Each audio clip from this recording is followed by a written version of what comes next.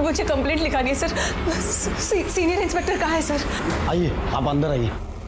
आप बैठिए बैठिए बैठिए और शांत हो जाइए। पाटील मॅडम पाणी देताना बाबा त्याचा चहा सांगा।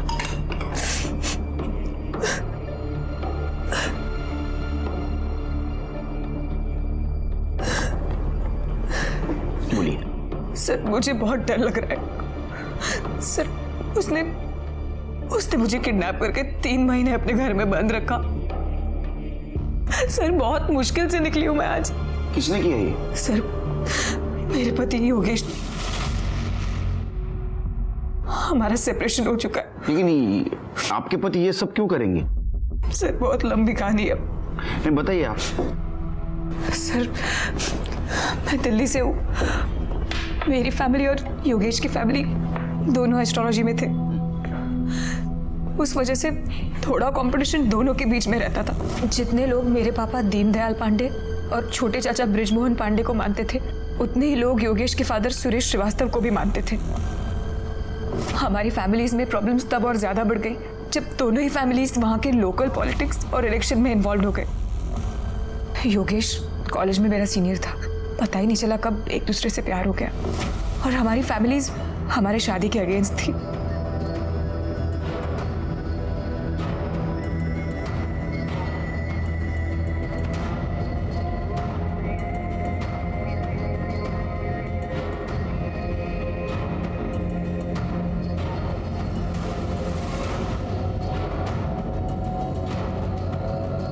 बहुत तपस्या की है मैंने अपने बेटे के लिए, उसका फल उसने मुझे ये दिया है।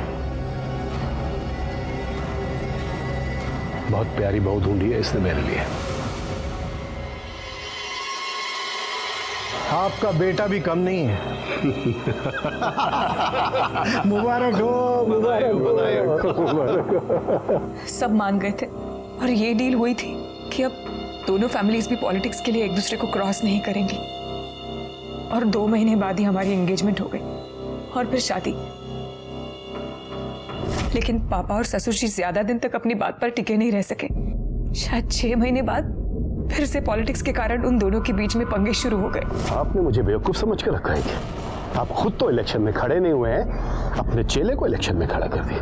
मेरी भी आंखें खुली हुई है। मुझे क्या पता नहीं आप शर्मा के ऊपर पैसे लगा रहे हैं? मैंने वही किया है जो आपने किया है। मैंने ऐसा कुछ भी नहीं किया है, समझे तुम? और उनके पॉलिटिक्स के बीच की लड़ाई हमारे बेडरूम तक पहुंच गई। तुम्हारे पापा ने जो भी किया ना, अच्छा नहीं किया। अच्छा, मेरे पापा जो भी करते हैं खुल कर करते हैं। तुम्हारे पापा की तरह दोगले नहीं है। How dare you! मैं अपने मायके चली गई, होने वाले हादसे से बिल्कुल बेखबर।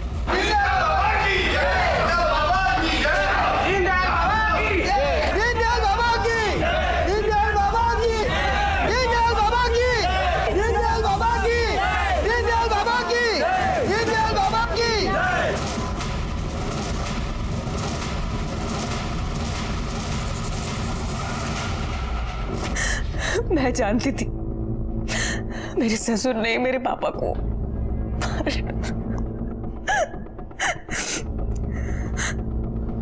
मेरे चाचा जी मेरे लिए बहुत कंसर्न थे, इसलिए उनके कहने पर मैं मुंबई शिफ्ट हो गई। और वहां दिल्ली में मेरे पापा का किलर पकड़ा गया। उसने पुलिस को बताया कि मेरे ससुर ने ही मेरे पापा को मारने की सुपारी दी थी उसे। उन्हें अरेस्ट भी किया गया, लेकिन पावर और पैसे के कारण उन्हें बेल मिल गई। मैं ये सब कुछ भूल भाल कर मुंबई में नई जिंदगी की शुरुआत करना चाहती थी सर। शीतल! योगेश, कहाँ चली गई थी तुम? अरे पता है कितना ढूंढा मैंने तुम्हें। शीतल, मैं तुमसे बहुत प्यार करता हूँ। मैं तुम्हारे बिना नहीं रह सकता शीतल, प्लीज। प्यार? कैसा प्यारा? तुम्हारे पापा ने मेरे पापा को मरवा दिया। अगर अगली बार से तुम दिखे ना तो मैं पुलिस में कंप्लेंट कर दूंगी। शीतल, शीतल, शीतल, शीतल! लेकिन उसके 1 हफ्ते बाद ही हाथ मुंह बांध कर ये देखिए सर, हर वक्त मेरे ऊपर नजर रखी कि मैं कहीं भाग न जाऊं। उन्होंने आपके साथ और कुछ किया? मतलब योगेश ने रेप करने की कोशिश वगैरह कुछ? नहीं, रेप नहीं, लेकिन योगेश ने उससे भी घिनौना काम किया है। आप वहां से भागी कैसे? सर, वहाँ की मेड कमला, उसने मेरी मदद की। तो अब आप योगेश के खिलाफ कंप्लेंट करना चाहती हैं? सिर्फ योगेश नहीं सर, उसके भाई और उसके पिता, दोनों के अगेंस्ट इन सब ने मिलकर मेरी जिंदगी बर्बाद की है। ठीक है, उनका नंबर और एड्रेस दे दो इनके पास। आप घबराइए मत, अगर उन्होंने कुछ गलत काम किया है तो उनको सजा जरूर मिलेगी।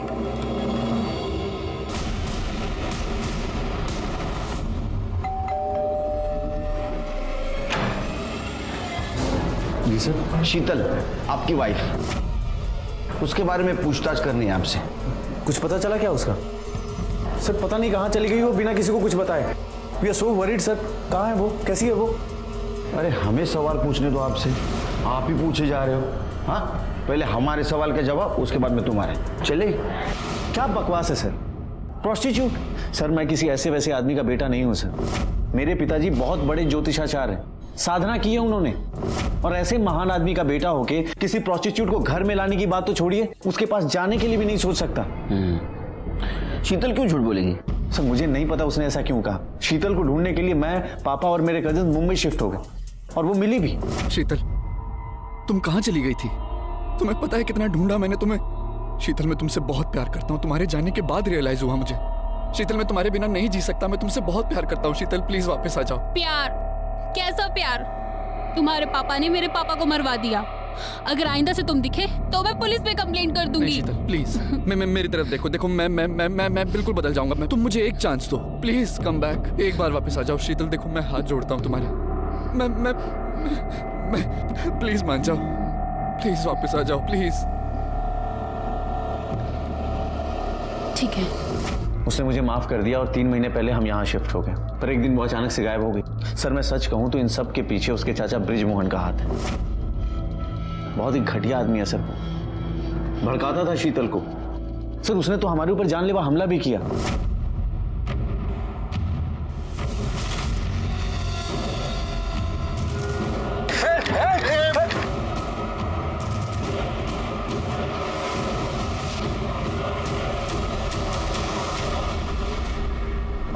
और तब से हम यहाँ मुंबई में रह रहे हैं सर। सिर्फ कोर्ट की पेशी के लिए दिल्ली जाते हैं। तुम और शीतल दोनों भी शादी से खुश नहीं थे, तो फिर शीतल के पीछे जाने का क्या मतलब? सर शीतल इस घर के लिए लक्ष्मी थी। शीतल से शादी करने के बाद नोटों की बारिश हो रही है, लेकिन उसके जाते ही हर चीज ऐसा लगा जैसे हाथ से रेत की तरफ फिसलता चला गया। पापा ने कहा कि शीतल के दम पे तू आगे बढ़ेगा। और सर मेरे पापा की कही हुई कोई भी बात गलत नहीं होती। सर अगर आपको कभी प्रॉब्लम हो ना, आप मेरे पापा से मिलो, उनके पास हर समस्या का समाधान है। अच्छा, एक केस सुनाता हूं तुमको मैं। 20 साल का लड़का गायब हो गया था, तो ज्योतिष ने बताया कि वो पूरब की तरफ मंदिर में मिलेगा। मुझे क्लू मिला, उसको ढूंढ के लाया। कहाँ से पता है? पश्चिम दिशा से बार में मिला। तो लोग है ना, उनके समस्या का समाधान ढूंढने के लिए हमारे पास आते।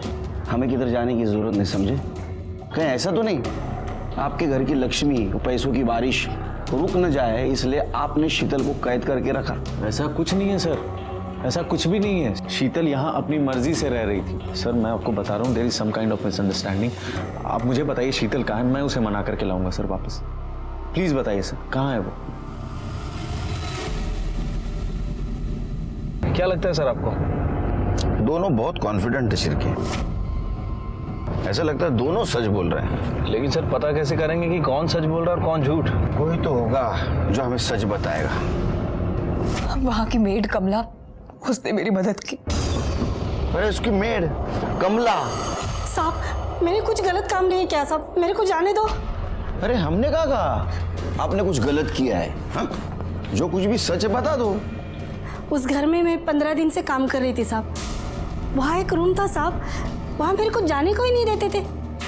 ओ योगेश सर हमेशा मना करते थे, और उस रूम से किसी की आवाज आती थी साहब, मैंने सुनी कई बार।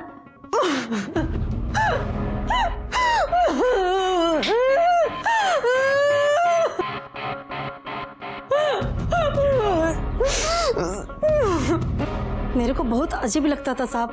उससे रहा नहीं गया साहब। और फिर एक दिन योगेश साहब घर पर नहीं थे, उस दिन मैं अंदर गई। अरे तू कब से झाड़ू लगा रही कमला? जाके पहले बर्तन मांज। हाँ हाँ हाँ सर, करते।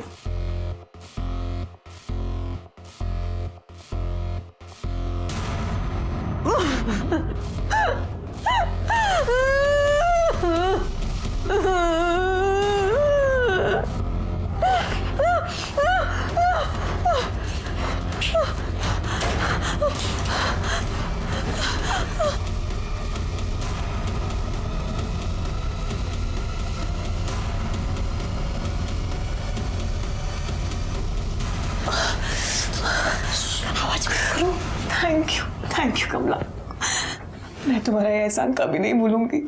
फिर अपना काम करके वहां से निकल गई साहब मैं। अगले दिन योगेश साहब मेरे पर बहुत गुस्सा किए, बहुत चिल्लम चिल्ली की मेरे पर, लेकिन मैंने ऐसा जताया कि कुछ हुआ ही नहीं, मुझे कुछ पता ही नहीं है साहब। बस यही हुआ था साहब उस दिन। ठीक है, जाओ। इस कमला की माँ ने तो शीतल सच बोल रही थी, योगेश क्यों झूठ बोलेगा? सर, शीतल के बयान के मुताबिक उसे शक था कि उसके पिता की हत्या में उसके हस्बैंड यानी कि योगेश के फादर सुरेश का हाथ है। कहीं ऐसा तो नहीं कि शीतल कमला के साथ मिलकर योगेश और सुरेश इन दोनों को फंसाने की कोशिश कर रही हो? मुझे भी यही डाउट आ रहा है कि शीतल अपने पिता के मौत का बदला ले रही है। एक काम करो, इस कमला की नब्ज चेक करो, सबके हार्ट रेट पता चल जाएंगे। सर, हमारा शक सही निकला। शीतल ने योगेश के घर से निकलने के 3 दिन बाद कमला के अकाउंट में तकरीबन 50,000 रुपए जमा किए थे।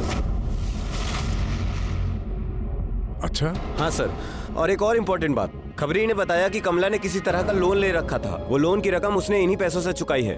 बुलाओ शीतल और कमला को, अब देखते हैं नई क्या कहानी सुनाते हैं। ठीक है सर।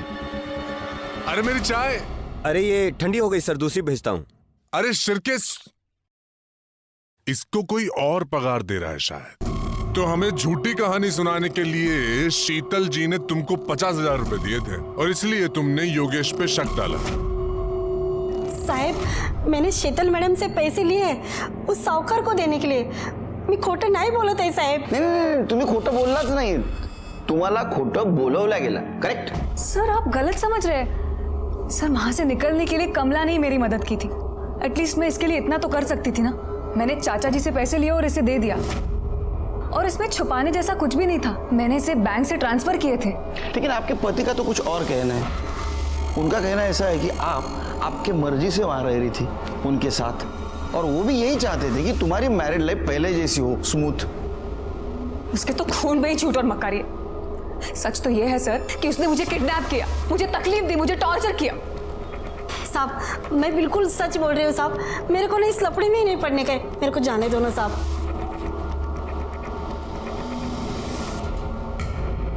शिरके, मुझे अभी भी यकीन है शीतल ने कमला को वो जो 50,000 रुपए दिए थे वो उसको झूठ बोलने के लिए दिए थे। सर, शीतल के हाथों में मार्क्स थे।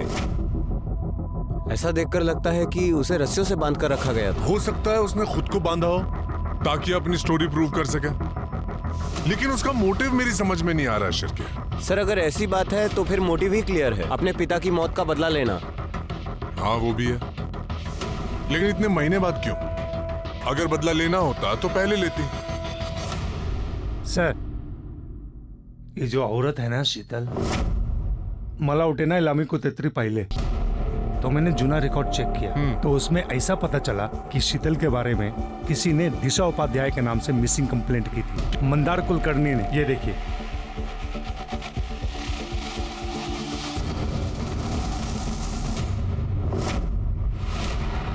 सर, ये मेरी गर्लफ्रेंड दिशा उपाध्याय 1 हफ्ते से मिसिंग है। 1 हफ्ते से? इतने दिन क्या कर रहे थे? इसके पेरेंट्स कहाँ हैं? कहीं तुमने तो कुछ किया नहीं ना? अरे नहीं सर, कैसी बात कर रहे हैं? हम दोनों तो 1 महीने से डेट कर रहे हैं और शादी भी करना चाहते हैं। दिशा दिल्ली से है तो हम उसकी फैमिली से मिलने दिल्ली भी जाने वाले थे, पर लास्ट वीक दिशा अचानक से गायब हो गई। उसका फ़ोन भी अनरीचेबल आ रहा है। सर, मैं पॉलिटिकली एक्टिव हूँ तो मैंने अपने सोर्सेज के थ्रू पता करने की कोशिश भी की, पर पता चला कि वो दिल्ली में भी नहीं है और डायरेक्ट उसी फैमिली से बात नहीं कर सकता, कहीं उल्टा मैं ही प्रॉब्लम में ना फंस जाऊं। अरे शिरके, मैं तो भूल ही गया। ये शीतल तो बहुत बड़ी खिलाड़ी निकली। पति के होते हुए भी अपना नाम बदल कर किसी दूसरे को शादी का झांसा दे रही थी। पर्दा तो उठाना पड़ेगा।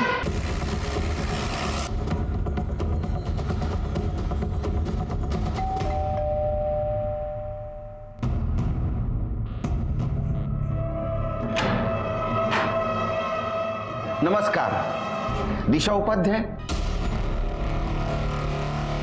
नहीं, शीतल श्रीवास्तव।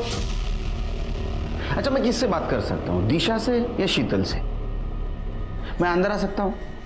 Thank you. आओ शिरके। दिशा कौन है? सांप।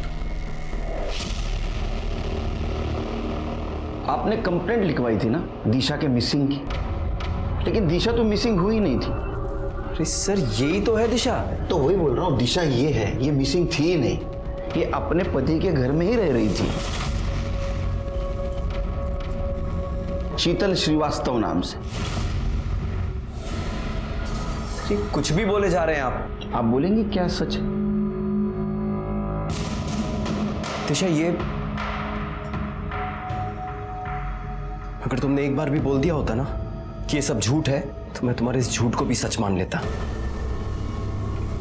मंदार, अब तो बताइए सच क्या है? सर, मैंने मंदार से झूठ बोला, लेकिन मैं शीतल से दिशा किसी को धोखा देने के लिए नहीं बनी थी। वो मेरे अंकल ने कहा था मुझसे कि तुम नाम बदल दो ताकि योगेश मुझे ढूंढ ना सके। मैं मंदार से बहुत प्यार करती हूँ। सब कुछ खत्म हो गया, सब कुछ। Thanks to you. शीतल और योगेश का यह उलझा हुआ केस खत्म हो चुका था, क्योंकि ना तो शीतल योगेश के खिलाफ कुछ सबूत दे पा रही थी, ना तो हमारे इन्वेस्टिगेशन में कुछ मिल रहा था। और वैसे भी शीतल का कैरेक्टर थोड़ा सा डाउटफुल ही था, इसलिए हमें लगा कि अब ये केस खत्म हो चुका है। लेकिन इस केस का अंत इतना भयानक होगा ये हमने भी नहीं सोचा था। फिर के फायर यहां से हुआ, 1, 2, तीसरा फायर इधर, यहां लग के राहुल को लगे। सर, यहाँ कुछ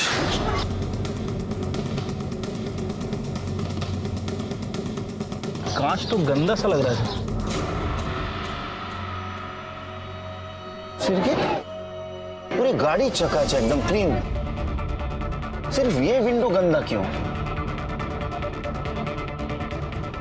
एसी भी चल रहा था। ऐसा लगता है सिर के शायद किसी ने जानबूझ के कांच गंदी की है, ताकि पीछे बैठा हुआ आदमी ग्लास नीचे करे और उस मौके का फायदा उठाकर किलर ने गोली मार दी। पॉसिबिलिटी है सर। सबसे सेफ सीट पर राहुल था, ड्राइविंग सीट। उसको गोली सीट के बैक साइड से लगी। फिर के आसपास का सीसीटीवी फुटेज चेक करो और पूछताछ करो किसी ने किलर और बाइक का नंबर देखा क्या। ठीक है सर। बाबा, अरे क्या चाय पिलाई थी तूने सवेरे? गुड़ वाली चाय? नहीं नहीं नहीं, हेल्थ बाद में, टेस्ट भी कुछ चीज़ है या नहीं? नहीं चाहिए मुझे। कल से तू गुड़ वाली चाय, मैं शक्कर वाली चाय। ये शीर क्या है, बाद में फ़ोन करता हूँ। हाँ बोलो शीर। सर, वो क्राइम सीन पे जिस गन की बुलेट्स मिली थी सर, वो गन किसी मिलिंद बोरकर के नाम रजिस्टर्ड है। Borkar Meera road police station में पीएसआई पोस्टेड है, और सर कुछ दिन पहले उसने अपने गन की मिसिंग कंप्लेंट करवाई है। पीएसआई? एक पुलिस वाले का इस किलिंग से क्या लेन देन हो सकता है? फिर भी एक काम करो, इस पीएसआई बोरकर के डिटेल्स निकालो वहाँ के पुलिस स्टेशन से, खास करके नॉन यूनिफॉर्म स्टाफ से, मतलब ये स्वीपर, एडमिन, उनसे। ठीक है सर। वैसे ये योगेश और सुरेश, इन दोनों की पीएम रिपोर्ट भी आ गई है सर। सर, रिपोर्ट के मुताबिक सुरेश श्रीवास्तव के सर पे गोली मारी गई थी और योगेश के नेक और अपर बैक पे गोली मारी गई है। एक गोली उसकी पीठ को भेदते हुए छाती से निकली है, और सर इन दोनों की ऑन द स्पॉट मौत हो गई थी। राहुल इसलिए बच गया क्योंकि उसे जो गोली मारी गई वो पहले कार की सीट को लगी और उसके बाद राहुल को लगी। उसका खून तो बहुत बहा, लेकिन डॉक्टर का कहना है कि वो जल्दी रिकवर कर रहा है। सीसीटीवी फुटेज मिली? सर, सीसीटीवी फुटेज तो नहीं मिला। एक्चुअली वो इलाका काफ़ी भीड़ भाड़ वाला है, और प्रॉब्लम यह है कि वहाँ का जो सीसीटीवी कैमरा है वो ख़राब है। लेकिन छिड़के, किसी भी हालत में हमें यह जानना बहुत ज़रूरी है कि योगेश और सुरेश का मर्डर किसने किया था, किसके पास उनको मारने का स्ट्रॉन्ग मोटिव था। या सच में पुलिस वाले को किसी ने सुपारी दी थी या असल में पुलिस वाले की गन चोरी हो गई थी? सर मुझे ये मामला पारिवारिक रंजिश का लग रहा है। शीतल के चाचा ब्रिजमोहन पांडे के भाई का मर्डर हुआ है। हो सकता है कि उसने अपने भाई के मर्डर का बदला लिया। लव ट्रायंगल भी तो हो सकता है। ये मंदार कुलकर्णी भी तो मार सकता है योगेश को। याद है उस दिन जब उसको पता चला कि शीतल शादीशुदा है, कितने गुस्से से गया था। और योगेश को मारना भी चाहता होगा ना वो, या तो शीतल ने मारा होगा दोनों को, क्योंकि शीतल मुंबई में आकर नई जिंदगी जीना चाहती थी और योगेश और उसके फैमिली की वजह से सब बर्बाद हुआ था। शिरके, मुझे इन सब के CDR और फोन लोकेशन चाहिए। तब तक हम राहुल से बात करते हैं। सर हम लोग ट्रैफिक में फंसे हुए थे, तभी वहां पर एक भिखारी आया और वो विंडो की कांच को नॉक करने लगा। चाचा जी बार बार इरिटेट हो रहे थे। उन्होंने कई बार इशारा किया उसको वहां से जाने का, लेकिन वो मान ही नहीं रहा था। उसने विंडो की कांच पर कुछ गंदा कर दिया था। तभी चाचा जी ने कांच को नीचे किया और इतने में वहां पर एक बाइक वाला आया और उसने ताऊ जी और योगेश भाई को गोली मारी। मैंने सर पकड़कर नीचे कर लिया अपने आप को। उसने मुझे भी गोली मारी। तुमने उसका चेहरा देखा था? नहीं सर, मैं सर पकड़ करके नीचे बैठ गया था। उसने हेलमेट पहन रखा था और ऊपर से काला रंग का ग्लास था। मैं कुछ भी ठीक से नहीं देख पाया सर। शिरके, किलर तो मारने के मोटिव से आया था, फिर ये राहुल कैसे बच गया? मुझे इसकी CDR रिपोर्ट चाहिए। ठीक है सर। कह नहीं सकते कब किसके पास कौन सा मोटिव हो मारने के लिए। शिरके, मुझे लगता है भिखारी किलर से मिला हुआ था। भिखारी ने सुरेश को इरिटेट किया, सुरेश ने ग्लास नीचे की, किलर ने शूट कर दिया। लेकिन सर शूट करना होता तो कांच पे भी शूट कर सकता था। मतलब कांच पे फायर करता, कांच टूट जाता और उसके बाद वो फायर कर देता। हो सकता है वो किलर उतना कॉन्फिडेंट ना हो। मतलब आपका कहना है कि वो सुपारी किलर नहीं था? हो सकता है। सर CDR रिपोर्ट क्या खुलासा हो रहा है? सर रिपोर्ट के हिसाब से शीतल 2 महीने पहले अपने चाचा ब्रिजमोहन पांडे के घर शिफ्ट हो गई है दिल्ली में। और मंदार के कॉल रिकॉर्ड के हिसाब से मंदार ने 3:33 पे शीतल को कॉल किया था। मतलब जब योगेश और सुरेश पे हमला हुआ उसके 5 मिनट बाद। शिरके, मंदार ने जब कॉल किया था उस वक्त उसकी फोन लोकेशन क्या थी, पता करो। ठीक है sir. Sir Meera road police station से आपको मिलने एक क्लर्क आया है। कौन है? कोई अखिल यादव है। भेज दो। सर मेरा नाम अखिल यादव है सर। सर मैं मीरा रोड पुलिस थाने में क्लर्क हूँ सर। सर देखो मेरे को किसी लफड़े में नहीं पड़ना है सर, लेकिन आप लोगों के आदमी वहाँ पे पूछताछ कर रहे थे तो मेरे को लगा मैं आपको बता दूँ। अब बिल्कुल टेंशन मतलब बिंदास बोलो। सर वो अपने PSI बोरकर सर है ना सर, उनकी गन चोरी हुई थी। नहीं वो तो हमें भी पता है, लेकिन सर वो गन दोबारा मिली बट दूसरे PSI के ड्रॉर में। सर मैं क्या बोल रहा हूँ सर, वो आदमी ठीक नहीं है सर। अभी वो इधर उधर से पैसा वैसा भी लेते हैं और एक आध बार सस्पेंड भी हुआ है सर। मुझे लगा सर मैं आपको बता दूं, लेकिन सर अगर उनको पता चला तो मेरे को बहुत प्रॉब्लम हो जाएगी सर। नहीं आप डरो मत, बिंदास रहो। थैंक यू सर, चलता हूँ सर। Thank you. पता चला शिरके, मैं क्यों कह रहा था नॉन यूनिफॉर्म स्टाफ से पूछताछ करो। ये यूनिफॉर्म वाला स्टाफ है ना, एक दूसरे को सपोर्ट करता है।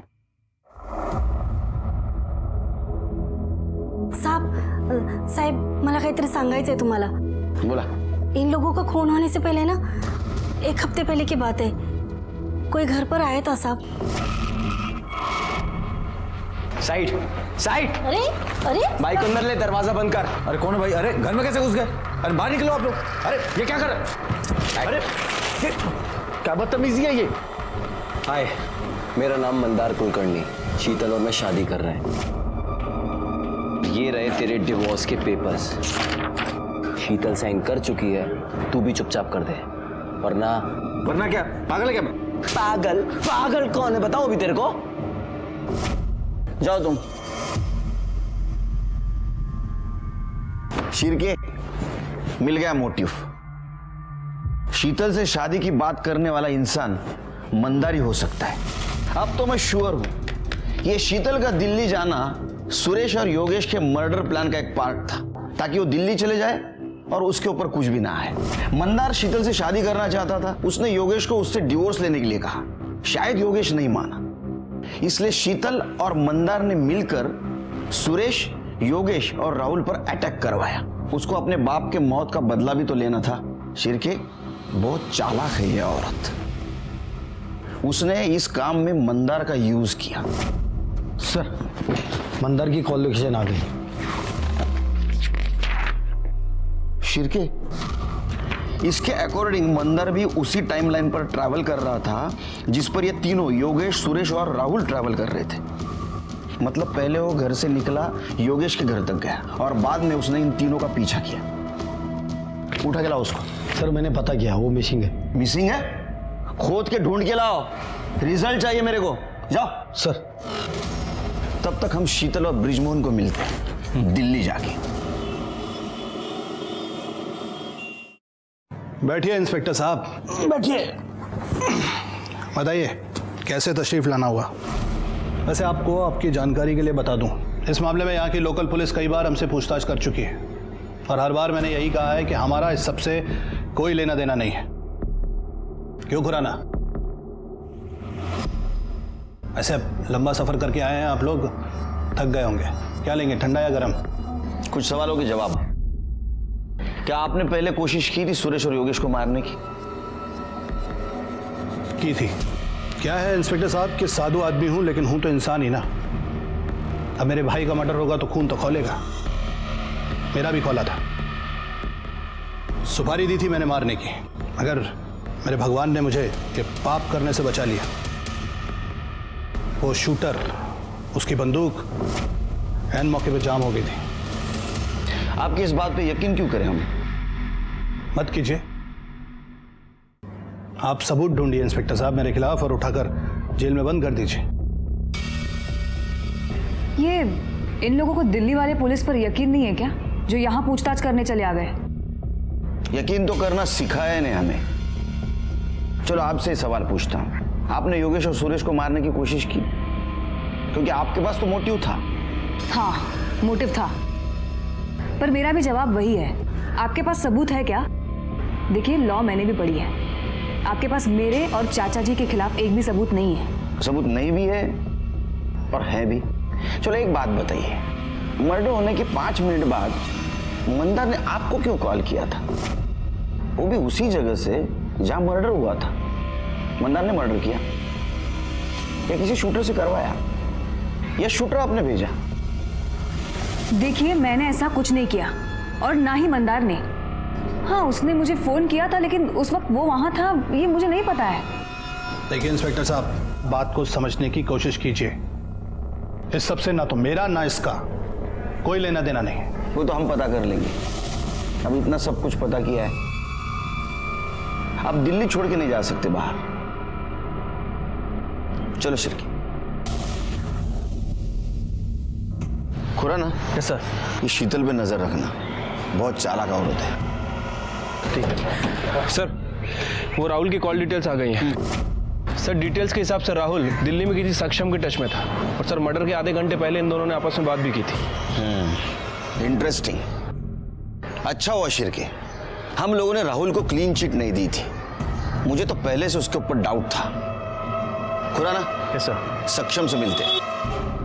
हाँ सर, राहुल और मैं बचपन से दोस्त हैं। हम लोग स्कूल में भी साथ थे। बड़ा अच्छा लड़का है सर वो। तो तुम्हारा कहना है कि वो अपने ताऊ और भाई को नहीं मार सकता? जी सर, मतलब नहीं मार सकता सर वो। देखो, उसके बारे में जो एक कैरेक्टर सर्टिफिकेट दे रहे हो ना, तुम्हें प्रॉब्लम में ला सकता है। इसलिए जो कुछ भी हो सच सच बता दो। सर एक्चुअली सुरेश अंकल और राहुल के फादर प्रेम अंकल ने मिलकर एस्ट्रोलॉजी में बिजनेस शुरू किया था।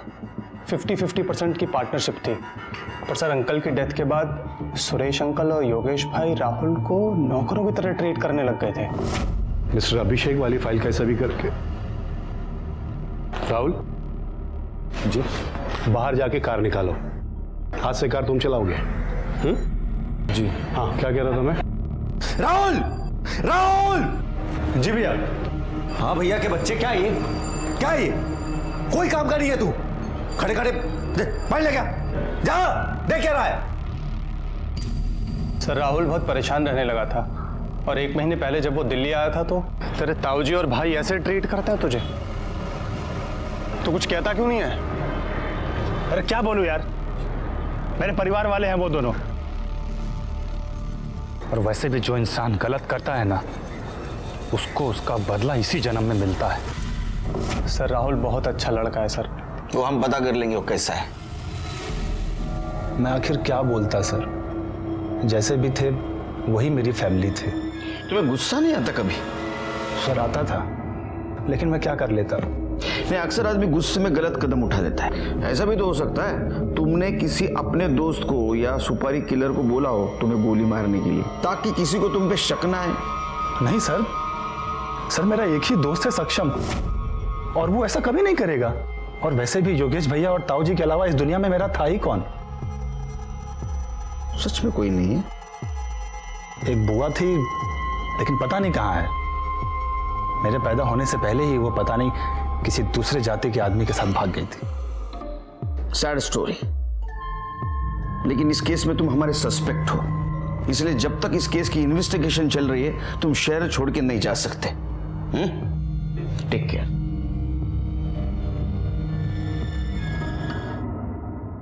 शिरके सर, इसके ऊपर नजर रखो। हाँ ठीक है, ओके ओके सर। वो PSI बोरकर आ गया, इंतजार कर रहा है पुलिस स्टेशन में।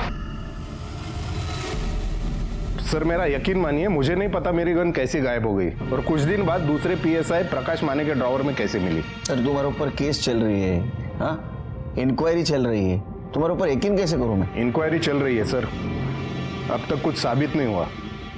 प्लीज सर, मैंने कुछ नहीं किया। तुम्हारी गन कैसे गायब हो गई? पता नहीं सर, मैंने गन ड्रॉवर में रखी थी और मैं टॉयलेट गया। जब वापस आए तो गन वहां पे नहीं थी और कुछ दिन बाद दूसरे PSI प्रकाश माने उनके ड्रॉवर में मिली। सर हमारे सीनियर्स प्रकाश माने से पूछताछ कर रहे हैं, लेकिन उसे भी कुछ नहीं पता। आप चाहे तो प्रकाश माने की इंक्वायरी कर सकते हो। नहीं, वो हम देखेंगे क्या करना है क्या नहीं। तुम्हारी गन गायब हो गई, दूसरे दिन कहाँ थे तुम? सर गन गायब होने की वजह से मुझे सस्पेंड कर दिया था। मेरा मूड बहुत खराब था, इसलिए मैं घर पे ही था। अरे शिरके, ये PSI बोरकर है ना, ये बिल्डरों को फोन करता था पैसों के लिए। छोटे मोटे बहुत कांड किए इसने, लेकिन अभी क्या पैसों के लिए इसने सुपारी किलिंग भी शुरू कर दी है क्या? लेकिन सर कोई पुलिस वाला सुपारी के लिए अपनी गन क्यों यूज करेगा? प्लान तो किया था उसने। देखो, गन चोरी हो गई, कंप्लेंट की, सस्पेंड हुआ, मोबाइल घर पे रखा, बाद में गन ली और ये कांड किया। सर अभी मंदार का फोन दैसर में ऑन हुआ है।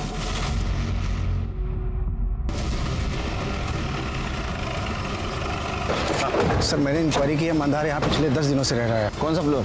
3rd फ्लोर से।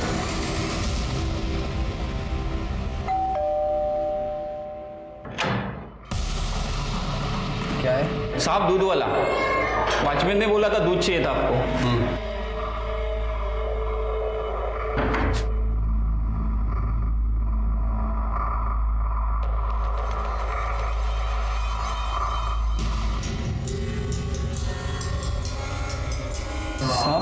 हम भी चाय पियेंगे।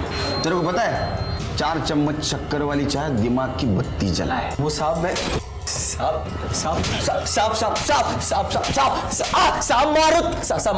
साहब क्यों मारे? वही था। मैंने कुछ नहीं किया साहब। तू झूठ बोल रहा है। जब सुरेश और योगेश का मर्डर हुआ उस स्पॉट पे था तू? हाँ साहब मैं वहाँ था, लेकिन मैं सच कह रहा हूँ साहब, मैंने कुछ नहीं किया साहब। वहाँ क्या करने गया था? साहब मैं योगेश के घर गया था उससे डिवोर्स के पेपर्स पे साइन लेने। जब मैं वहाँ पहुंचा तो वॉचमैन ने कहा कि वो लोग एयरपोर्ट के लिए निकल गए अभी, तो मैंने उनकी कार का पीछा किया, बस साहब, और कुछ नहीं।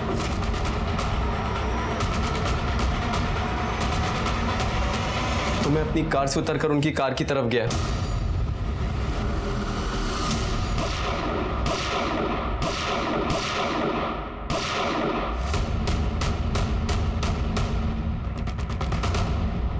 साहब मुझे पता था आप लोग मुझे ट्रैक कर लोगे, इसलिए मैं डर गया था और यहाँ छुपा हुआ था। तो फिर तूने शीतल को क्यों फोन किया था? साहब मुझे उस समय वही सही लगा, इसलिए मैंने फोन किया था। झूठ बोल रहा है तू। तूने फोन इसलिए किया था ताकि उसको बता सके कि तूने सुरेश और योगेश को मार दिया, और ये सब तूने वो PSI मिलिंद बोरकर उसी से करवाया था। मिलिंद बोरकर? साहब मैं किसी मिलिंद बोरकर को नहीं जानता हूँ। नहीं जानता? मैं सच कह रहा हूँ साहब। तू पुलिस स्टेशन में चल, सब याद आएगा। मंदार को हमने अरेस्ट कर लिया था, लेकिन उसके खिलाफ हमारे पास कोई ठोस सबूत नहीं था। जो भी था वो सर्कमस्टेंशियल ही था। और मंदार और पीएसआई बोरकर के बीच में भी कोई संबंध नहीं दिख रहा था। मंदार का कहना यह था कि किलर और भिखारी मिले हुए थे, क्योंकि वो भिखारी उसके साथ बाइक पे आया था। इसलिए हमने सारे भिखारियों की पूछताछ की, लेकिन हमें कुछ नहीं मिला। झूठ और सच के बहुत सारे परते खुलने अभी भी बाकी थे। राहुल के बारे में भी पता किया तो राहुल का किसी सस्पिशियस आदमी के साथ कोई कांटेक्ट नहीं था। अब बचे शीतल और उसके चाचा ब्रिजमोहन। इन दोनों पे हमें पहले से ही शक था, और ये शक बढ़ा तब जब हमें यह पता चला कि मर्डर के 10 दिन पहले ब्रिजमोहन ने मुंबई में कांटेक्ट किया था। जी, सरोज यादव है वो, सुरेश जी की बहन। आपने क्यों फोन किया था उसको? फोन हमने नहीं किया था, फोन उन्होंने किया था। बाद में हमने फोन किया। उन्होंने क्यों फोन किया था आपको? तारीफ कर रही थी कि हमने उन दोनों पर हमला करवाया। हालांकि थोड़ा अफसोस भी था उन्हें, दुखी थी क्योंकि वो दोनों बच गए थे। अगर वो फिर से चाहती थी कि हम सुपारी दें और उन्हें खत्म करवा दें, और अगर हम ये काम नहीं कर सकते तो वो खुद कुछ करना चाहेंगी, ऐसा बताया था। आपने क्या कहा? हमने कहा कि हमें हमारी गलती का एहसास हो चुका है, अब हम उन दोनों को नहीं मारेंगे। आप चाहें तो सरोज जी से पूछ सकते हैं। चाचा जी, आप उनसे पूछने के लिए क्यों कह रहे हैं? पहले ही इतना सहा है उन्होंने। एक मिनट, आपको हमदर्दी है उनसे? वैसे कोई बात नहीं है, वो भी बस मेरी तरह एक औरत ही है। मेरा उनसे कोई लेना देना नहीं है, आपको जो करना है कीजिए। Thank you. शिर्के सर, ये सरोज कहाँ रहती है? देखो।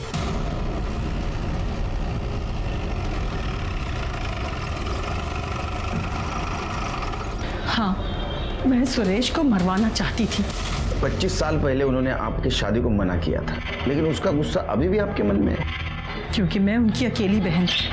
प्रेम और सुरेश ने सब कुछ मेरा छीन लिया। वो लोग महल में रहते हैं, मुझे देखो मैं कहाँ रहती हूँ। 5 साल पहले मेरे पति का निधन हो गया। प्रेम तो अपनी मौत मर गया, लेकिन सुरेश को मैं मरवाना चाहती थी।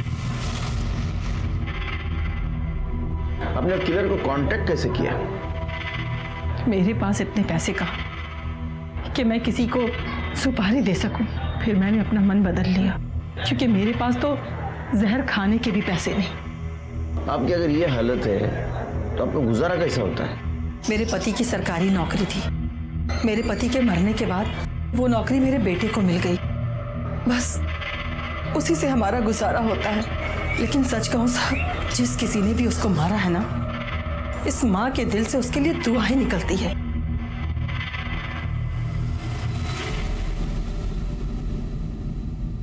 शिर्के, इसने किलर का कांटेक्ट 10 दिन पहले लिया सुरेश के मर्डर के, फिर भी इसका मन बदल गया। लेकिन ऐसा होते हुए भी 10 दिनों के भीतर ही सुरेश का मर्डर हुआ। पता करो उन 10 दिनों में ये किसके साथ कांटेक्ट में थी। ठीक है सर।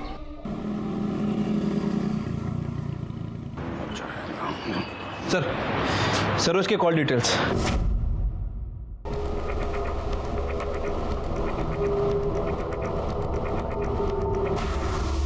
शिर्के, बहुत चालाक है यह औरत।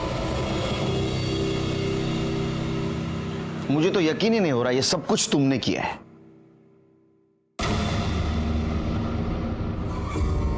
हमें तो पता ही नहीं था तुम सरोज के बेटे हो। तुम्हारे बाबा मरने के बाद तुम्हें सरकारी नौकरी मिली थी। तुमने क्या किया? तुमने अपनी मां सरोज यादव का बदला लेने के लिए गन चुराई और सुरेश और योगेश को मार दिया। बराबर है ना? जी, यही हुआ था, लेकिन वो इसी के लायक थे। लेकिन मैंने अपनी मां की इच्छा पूरी की। जब मुझे पता चला कि पीएसआई बोरकर पे ऑलरेडी बहुत सारे चार्जेस थे, तो मैंने उसकी गन चुरा ली ताकि सारा शक उस पर जाए। मैंने सुरेश मामा और योगेश के ऊपर शुरू से नजर रखी थी। उनके घर से निकलने तक मैं उनके पीछे था। भिखारी को 500 रुपए दे के रखे थे ताकि उन्हें परेशान कर सके। मुझे मालूम था कि उस एरिया में बहुत ट्रैफिक रहता है, उनकी गाड़ी वहां पे रुकेगी।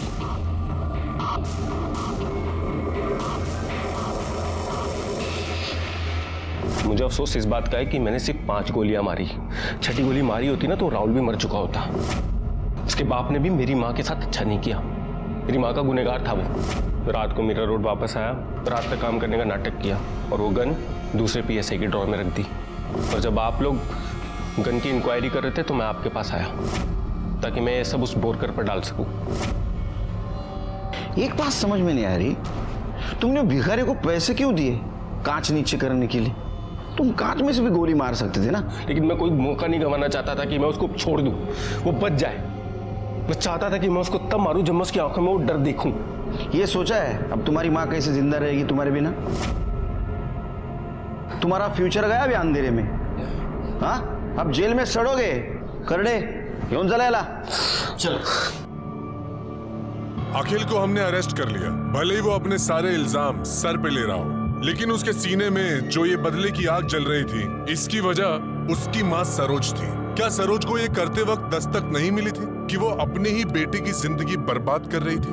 बाद में कुछ सिग्नल्स पर हमें अखिल और उसकी बाइक का सीसीटीवी फुटेज मिला, जिसमें साफ दिखाई दे रहा था कि वो एक भिखारी को बाइक पे बिठा के ले जा रहा था और सुरेश की कार का पीछा कर रहा था। इस केस में हमारे सामने बहुत सारे सस्पेक्ट्स थे और सबका मोटिव एक ही था, बस बदला। कुछ गलत होने पर बदले की भावना मन में आना स्वाभाविक है, लेकिन हक की लड़ाई अगर कानून के दायरे में रहकर की जाए तो अच्छी बात होती है। इसी के साथ मैं सीनियर इंस्पेक्टर सुनील केलकर आप सबसे विदा लेता हूँ। फिर मिलेंगे अगले एपिसोड में। तब तक के लिए सतर्क रहिए, देखते रहिए क्राइम पेट्रोल 10 तक। मकसद बताना नहीं, बचाना है। जय हिंद।